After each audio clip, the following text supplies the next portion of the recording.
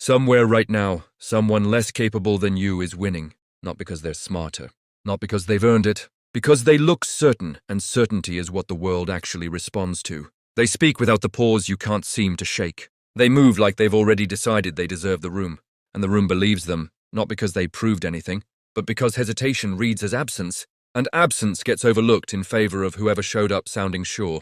Meanwhile, you wait for the right moment, the right words, the right feeling of readiness that never quite arrives on schedule.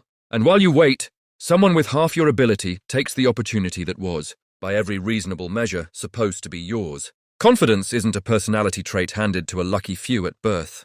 It's closer to a discipline, and Machiavelli understood something about it centuries before modern psychology gave it a vocabulary.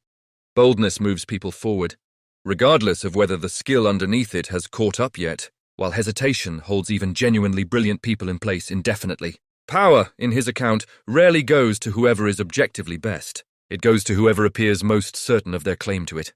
He wasn't alone in identifying this. Nietzsche spent much of his writing dismantling the idea that timidity dressed up as humility deserved any moral credit, arguing that a great deal of what passes for modesty is simply fear, that never learned to name itself honestly. Sun Tzu treated composure and calculated stillness as decisive advantages in any confrontation, long before it, not scrambling improvisation once the moment had already arrived. And Seneca, writing to steady his own mind under the pressures of Roman political life, insisted that the events unsettling us are rarely as threatening as our own. Anticipatory panic makes them feel. This video draws from all of them. 7 laws, built to strip away hesitation and replace it with something closer to command. Watch closely, because from here forward, waiting to feel ready stops being an acceptable excuse. Drop this in the comments before we begin. I move before I feel ready. Let's begin. Law 1. The part of you that seeks permission isn't who you are. You weren't born hesitant. That trait was built through repetition, through reward for compliance, through years of being trained to ask whether something was acceptable before ever acting on it. What often runs the show internally isn't a decision maker. It's a conditioned reflex, tuned to seek approval before it will allow movement. That inner voice, the one that hesitates, over-explains, apologizes before it's even finished the sentence, isn't some deep, essential truth about who you are. It's a habit, reinforced over thousands of small moments, where caution was rewarded and boldness was corrected. And a habit, however deeply grooved, can be retrained. Machiavelli didn't build his reputation on caution. He built it on the observation that those who act decisively and let others catch up to the consequences afterward hold a structural advantage over those who wait for full understanding or approval before moving. Waiting for permission in his framework wasn't prudence. It was a quiet admission that you didn't believe you were entitled to act without it. The shift starts with inversion, noticing the specific moments an old instinct pulls toward shrinking, and doing the opposite deliberately. Where the instinct says explain further, pause instead and let the statement stand. Where the instinct says apologize, hold the position and let the silence do the work. This isn't about becoming reckless. It's about noticing how much of your restraint was never actually strategic. It was simply inherited caution, mistaken for wisdom. Nietzsche pushed this further, describing self-overcoming as a genuine act of will, the deliberate rejection of an inherited, smaller version of yourself in favor of one built through conscious choice rather than default conditioning. Confidence, understood this way, isn't a feeling you wait to arrive.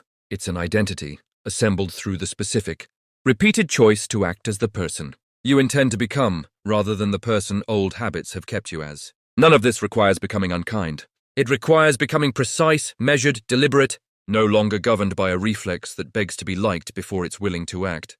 The old habit doesn't disappear all at once, but every time it's overridden instead of obeyed, it loses a little more of its grip. Drop this in the comments. I act. I don't ask permission. Law 2. Presence is built in stillness, not volume. The people who genuinely shift a room rarely do it through volume. They do it through presence, a quality built less on what they say and more on how little they need to prove through saying it. You don't need to be the loudest person present to be the most noticed. Often it's the reverse. Machiavelli, studying the courts and councils of his era, observed that authority didn't always belong to whoever held the most visible title. Sometimes it belonged to the quiet figure in the corner, the one who spoke rarely enough that when he finally did, the entire room adjusted its attention toward him without being asked to. Silence, held deliberately rather than out of anxiety, functions as a kind of control. Constant talking makes you legible, predictable, easy to map. easy to anticipate, quiet, chosen rather than defaulted into, makes you harder to read, and harder to read tends to register, whether people can articulate why or not, as something worth paying closer attention to. Entering a room with genuine presence doesn't require scanning it for approval or cues about how to behave.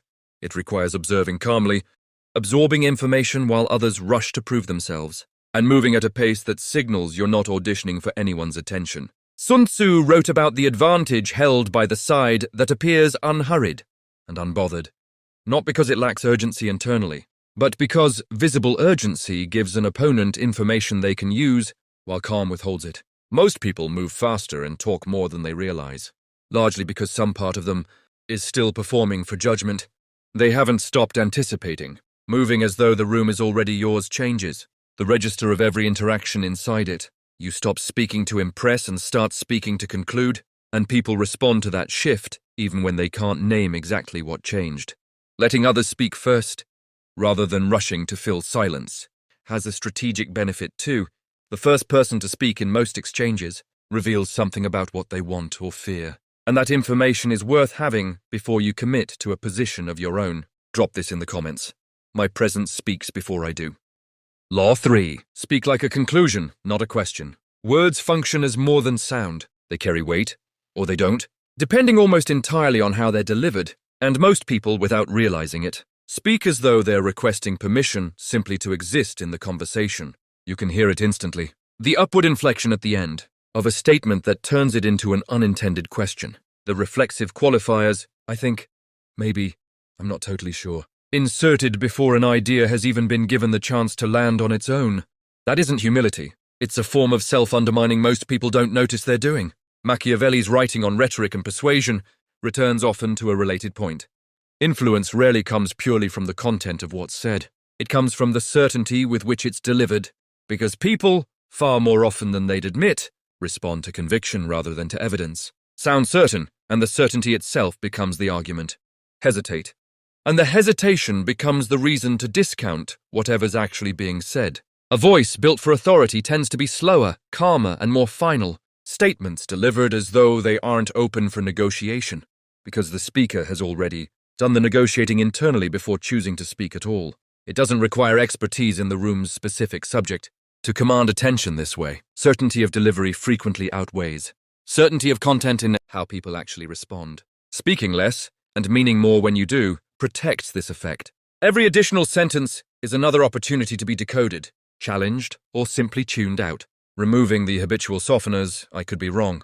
I don't know if this makes sense. Strengthens whatever remains, because those phrases function as pre-built exits for anyone looking to dismiss what's being said. Marcus Aurelius, in a very different context, wrote about the discipline of saying only what needs saying and no more, treating unnecessary speech as a kind of leakage, a dilution of whatever authority a calmer, more deliberate statement would otherwise carry. Tone, more than vocabulary, communicates where you actually stand. A grounded, unhurried register signals composure regardless of the words layered over it. When challenged, the instinct to defend or over-explain is usually the wrong one. A simple, calm disagreement, stated once, without elaboration, often communicates more authority than a lengthy justification ever could, because it signals the position isn't actually up for debate. Drop this in the comments. My words are decisions, not requests. Law 4. Master your own reactions before anything else. Presence and speech can both be cultivated deliberately, and neither one matters much if a single sentence from someone else can still knock you off balance. Genuine composure isn't visible technique. It's what remains true even when nothing is being performed for an audience. This is where most self-improvement stalls out. People master posture, master a calmer tone, master the outward architecture of confidence, while their internal reactions still belong to whoever happens to provoke them. A dismissive comment still stings. A compliment still produces an outsized, grateful softening. Silence from someone still spirals into anxious interpretation. None of that is stability. It's exposure, dressed in better posture. Machiavelli placed enormous weight on the danger of dependency. Not merely material dependency, but emotional dependency. The condition of being predictably moved by praise, insult, or withdrawal. Once someone understands exactly what affects you, he argued, they understand precisely where to apply pressure. And once your pressure points are mapped, you stop being genuinely formidable. You become manageable. and manageable people are the first to be discarded once their usefulness runs out. The shift required here is from reacting to calculating. An insult, met without immediate defensiveness, becomes information instead of injury. Worth asking what it's actually trying to extract, rather than what it's trying to wound. Unexpected praise, met without an automatic softening, becomes worth examining for what it might be angling toward. Silence from someone, met without panic, becomes simply silence, rather than a crisis requiring immediate resolution. This isn't a call to suppress feeling entirely. That produces brittleness, not strength. Schopenhauer, for all his pessimism about human motivation, was clear that emotion itself wasn't the enemy. Unmanaged emotion, allowed to dictate behavior automatically was. The goal isn't numbness. It's the discipline of feeling fully while deciding deliberately, rather than letting the feeling make the decision on your behalf. Breaking the habit of being easily moved starts with a specific kind of renunciation. Releasing the need to be understood in every interaction, which is often the actual mechanism keeping people controllable in the first place. It continues with releasing the automatic fear of rejection, and with treating strong emotion, anger, doubt, insult, as fuel to be directed rather than a signal to react to immediately. Drop this in the comments. My reactions belong to me, not to anyone else. Law 5. Rejection is information, not verdict. Rejection feels, to most people, like a wound, evidence of some deficiency finally exposed.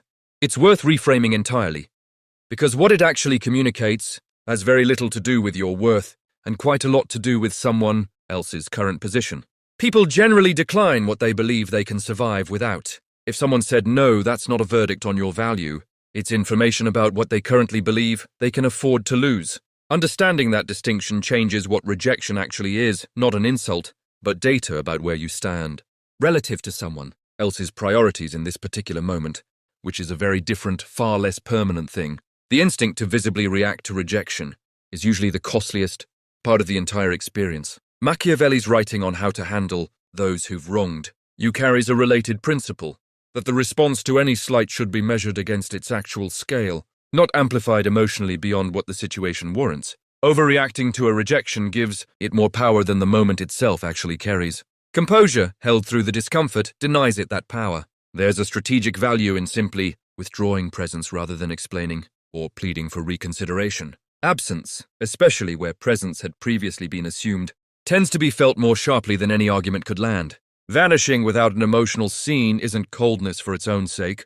It's a refusal to hand someone the satisfaction of watching the impact register in real time. Rejection also offers something genuinely useful once the sting fades: clarity. It reveals who currently recognizes your value and who doesn't, and that information is worth having, however uncomfortable it is to receive. Rather than treating the rejection as a closed door, it's worth treating it as a marker, a specific point showing exactly where your current position sits, and therefore where the actual work of strengthening it needs to happen.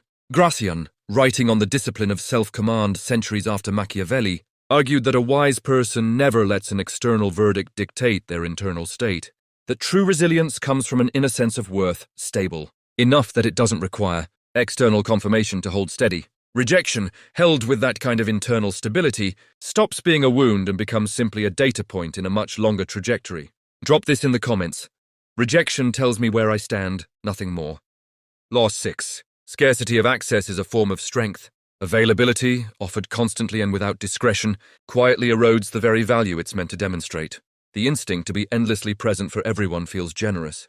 In practice, it often just teaches people that your presence requires nothing from them to access. Machiavelli observed that most people judge based on surface appearances rather than deeper substance. And constant availability is one of the clearest surface signals people use, often unconsciously, to gauge worth. Present everywhere, available to everyone at every hour, and the accessibility itself starts to read as a lack of anything else demanding your attention, regardless of how untrue that actually is. This doesn't call for manufactured distance or coldness as a performance. It calls for genuine discretion about where time and attention actually go.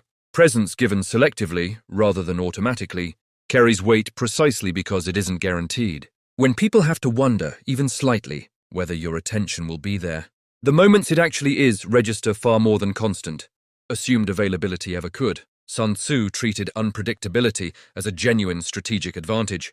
An opponent who can fully anticipate your next move holds significant power over you, while one who cannot is forced to expend energy and caution simply accounting for the uncertainty. Applied here, the same logic holds. Total predictability of access removes any incentive for people to value the access itself. There's a deeper layer worth naming. Scarcity isn't about withholding out of spite or manipulation. It's about recognizing that time, focus, and presence are finite resources, and treating them as such naturally produces the kind of discretion that reads, to others, as strength rather than absence. The goal isn't to become unreachable as a performance. It's to stop distributing presence so freely that its actual value becomes invisible. Drop this in the comments. My presence is not automatic. Law 7. Identity is built, not discovered. Everything covered so far. Presence, speech, composure, the reframing of rejection, the discipline of scarcity, converges on a single final shift. Not posture, not tone, identity itself. Most people wait to feel like a different version of themselves before acting like one. That order is backward. Nietzsche's writing on self-creation makes a related argument directly. That identity isn't something excavated from some pre-existing essential self, waiting to be discovered through enough introspection. It's constructed through repeated, deliberate choices that eventually calcify into character. The person who acts with composure repeatedly, even before it feels natural, eventually becomes someone for whom composure is simply the default. This is why waiting to feel ready before acting differently rarely works.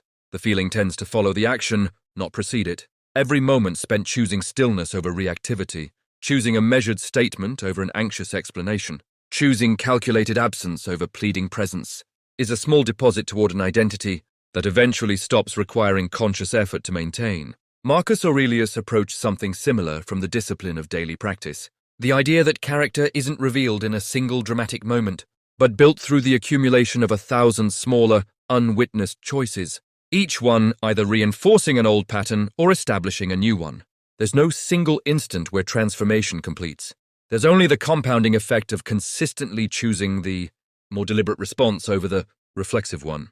The person who reaches this point stops being shaped primarily by outside reactions and starts operating from something more internally stable. Not unreachable in the sense of being incapable of feeling, genuinely unreachable in the sense that external attempts to provoke, flatter, or destabilize no longer land the way they once did, because the internal foundation isn't built on needing those interactions to go a particular way. None of this requires becoming someone cold or disconnected from real relationships. It requires recognizing that the version of you still waiting for permission, still flinching at disapproval, still explaining itself reflexively, was never actually a fixed truth. It was a pattern, built through repetition, and just as capable of being rebuilt through the same mechanism. Deliberately this time, drop this in the comments. I build who I become. I don't wait to discover it. None of this happened through a single moment of inspiration. It happened through the accumulation of deliberate choices. Stillness chosen over reactivity, composure chosen over explanation, presence offered selectively instead of automatically, rejection read as information instead of verdict. You weren't handed hesitation as some permanent trait. It was built through years of small conditioning, and it can be rebuilt through the same mechanism, applied consciously this time rather than by default. Machiavelli, Nietzsche, Sun Tzu, Seneca, Gracián, and Marcus Aurelius arrived at versions of the same conclusion from very different centuries and very different circumstances. Certainty, composure, and deliberate restraint carry more genuine authority than volume, urgency, or the constant need to be understood ever could. This isn't about becoming someone harder to reach for its own sake. It's about becoming someone whose stability no longer depends on other people's cooperation to hold. And that shift, quiet as it looks from the outside, changes almost everything about how a room, a conversation, and eventually a life actually unfolds around you. Drop this final affirmation in the comments. I move like the room is already mine.